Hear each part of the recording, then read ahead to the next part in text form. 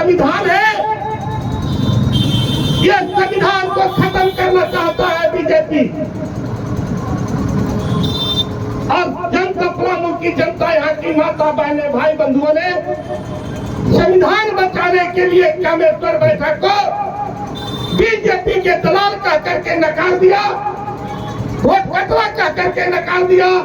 और मुझे वोट चुनाव में राजा जिंदाबाद जिंदाबाद जिंदाबाद, राजा जिंदाबाद जिंदाबाद, राजा जिंदाबाद जिंदाबाद जिंदाबाद। मेरे भाई मेरे बंधुओं, आइए इसके लिए आप धन्यवाद की पात्र हैं, क्योंकि आज हमारा सबसे बड़ा देश के अंदर सबसे बड़ा अगर खतरा है, हम तमाम जनमानस के लिए, तो अब बीजेपी खतरा है।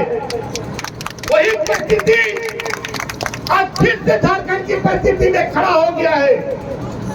आपके सामने एक विकट परिस्थिति है, विकट समस्या है। क्या यह सत्ता बीजेपी के हाथ में रहेगा, क्या उनके वक्त में रहेगा? जो आज हमारे मानिए, जो आज हमारा वर्तमान में यह जो पर्चा लिखा हुआ है, यह हमारे छोटे राजानंद प्रताप देव द्वारा नहीं लिखा गया है। यह बात और लिखा गया है जो झारखंड सरकार, झारखंड मुक्ति मोर्चा द्वारा 5 साल के कार्यकाल में झारखंड की जनमानस के हित के लिए कौन से ऐसी कार्य किया, ये सारे पर्चे में लेखा जोखा हिसाब आप लोग के बीच में भेजा गया है।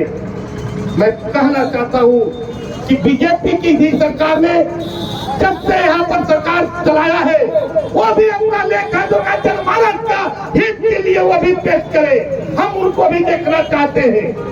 मेरे भाई मेरे बंधुओं, मैं कहना चाहता हूं कि 13 तारीख आपका मतदान होना है। एक व्यक्ति के हाथ में 5 साल के लिए सत्ता आपको सौंपना है। वह व्यक्ति 5 साल तक वो झारखंड के जो कुर्सी पर बैठेगा, विधानसभा में बैठेगा, आपका मालिक बन करके बैठेगा। मेरे भाई मेरे बंधुओं, कहना मैं चाहता हूं कि आज जो भी आज हम हैं, हमारा भाग और किस्मत मंदिर और मस्जिद में नहीं लिखा जाता है, गुरुद्वारा में नहीं लिखा जाता है। यह मेरा किस्मत या तो दिल्ली के महाजन पंचायत में लिखा जाता है, या तो झारखंड के विधानसभा में लिखा जाता है। मेरे भाई मेरे बंधुओं, मेरे भाई मेरे बंधुओं, ये आपको तय करना होगा कि कौन ऐसा व्यक्ति है जो हमारा दिल्ली झारखंड के विधानसभा का रांची के हुकूमत के कुर्सी पर बैठेगा। ये आपको तय करना है, क्योंकि आप 5 साल के लिए, 5 साल के बाद अब तक आप लोग कुछ नहीं बोलेंगे। आपको सोच और समझ करके विवेक से ही आपको काम लेना होगा, समझना होगा वो व्यक्ति कौन होगा। मेरे भाई मेरे बंधुओं, आप करिए मूल्यांकन, करिए इनके बारे में मूल्यांकन। जो आज हमारा प्रत्याशी हमारे बीच में हमारे छोटा भाई खड़े हैं, करिए इनका मूल्यांकन और करिए उनका मूल्यांकन। जो आज तक 3 बार शासन चलाया, करिए उनका मूल्यांकन। अभी हमारे जोगिंदर यादव जी ने कह रहा था, मैं सबको नाम को संबोधित करूंगा बाद में, क्योंकि समय नहीं है। कि आचार संहिता है, आचार संहिता में पाबंदी है बोलने का, समय का। मैं सबको नाम लूंगा। हमारे कह रहे थे नौजवान उजवान बड़ी जोश से बोल रहा था कि आज भानु जी के क्या करनामे हैं, अपने कार्यकाल में क्या किया, कैसे किया। आज उनके ऊपर कितना भी बखान उछाल ले, लेकिन आज निश्चित तौर पर यह जो भनापुर विधानसभा का मोड़ी जो आम लोगों के बीच में जब चर्चा होता है, तो उन लोगों को सामने जब चर्चा होगा तो सबका मूड़ी नीचे गिर जाता है। चाहे वो चपला हुसैनाबाद का कमलेश सिंह हो, चाहे भनापुर का विधायक भानु प्रताप शाही हो, चाहे एनोसर का हो, चाहे हरिनारायण राय हो, चाहे मधु कोड़ा हो, अगर इन व्यक्ति का नाम लेंगे तो झारखंड संसार हो जाता है। मैं सदन में हम मधुपुरा जो एक साथ सदन में बैठे हुए थे, उन पर भ्रष्टाचार का मुकदमा जेल में हुई थी, मैंने भी जेल में था। सदन में बार बार चर्चा में उनके भ्रष्टाचार का, ईडी का मामला लगातार सदन में विपक्ष के लोग पर उठाया जा रहा था। मेरे भाई मेरे बंधुओं, आज आप देखना होगा इनको, पूछना होगा इनसे, पूछिए कि आप 5 साल तक जब से आप सत्ता चलाए, जब से आप सत्ता में बैठे, हम जनमानस के हित के लिए कौन से स्वीकार किया। मेरे भाई मेरे बंधुओं, आज यह बीजेपी की जो सत्ता है चाहता है। अब देखिएगा, अब विधानसभा में चलिए, एकदम वहां का बीजेपी की सब जो प्रत्याशी आपका सत्येंद्र नाथ तिवारी है, दूसरा प्रत्याशी आपका गिरिनाथ सिंह आए हुए है मुखौटा ओढ़कर। वो बीजेपी के साथ उनकी समझौता हो चुकी है कि आप सिर्फ जेएमएम को हरा दीजिए, आपको हम राज्यसभा बना करके राज्यसभा का कुर्सी पर बैठा देंगे, दिल्ली का राज्यसभा सांसद बना देंगे आपको।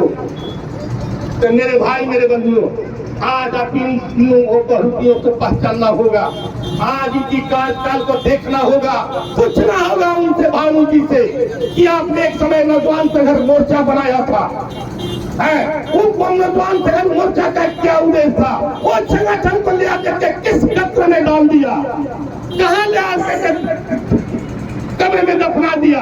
आज आप कहते हैं एक तरफ, आज हमारा जब से बीजेपी सत्ता में शासन में आई है, मेरा संविधान खतरा में है।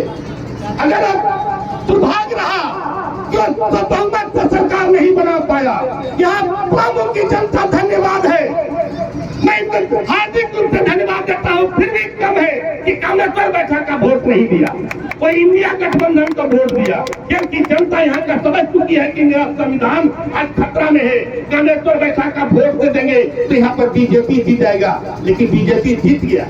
लेकिन यहाँ का उनको एहसास हो गया कि प्रमुख की जनता संविधान को समझ चुका है, यह संविधान हमारा है तो हमारा लोकतंत्र है, यह संविधान मेरा है तो मेरा आजादी है, संविधान मेरा है तो सब कुछ है। अगर संविधान नहीं रहेगा तो मेरा कोई अधिकार नहीं रहेगा। तो यहाँ की जनता ने समझ चुका है, इसीलिए कामेश्वर बैठा का नकारा था।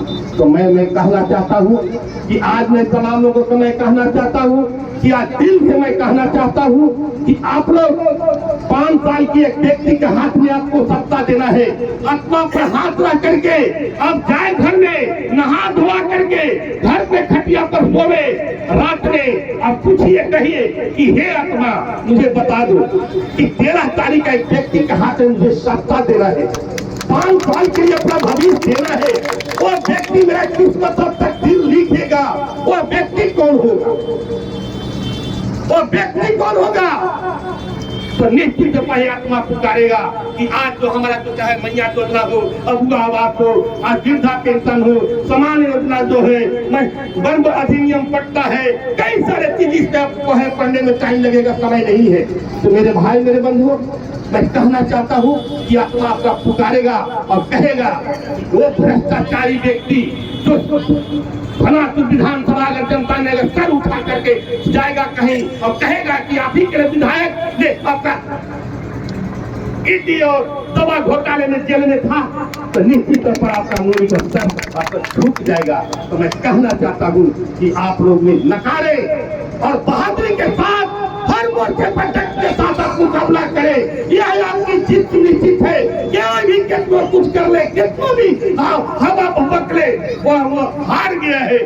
हारने के अवसर पे जैसे के तैसे उलूल के सुलूल जो भी सराचित करना चाहता है वो बक रहा है। निश्चित तौर पर मैं इन्हीं बातों के साथ समय नहीं है, मैं कहना चाहता हूँ सतमा की पावन धरती से यहाँ के नौजवान, यहाँ का दोस्तों, यहाँ का जो हमारे तमाम जो लोगों का समय नहीं है, नाम नहीं पढ़ पाएंगे, जो भी यहाँ का सम्मानित लोग है, बच्चे नौजवान, यहाँ की पावन धरती के लोग, माता बहने, सबको कामेश्वर बैठा की ओर से सबका हार्दिक अभिनंदन के साथ सबको मेरा प्रणाम है, जोहार है, बड़े को प्रणाम है, छोटे को शुभ आशीर्वाद है। इन्हीं बातों के साथ अपनी बात को समाप्त करता हूँ। धन्यवाद।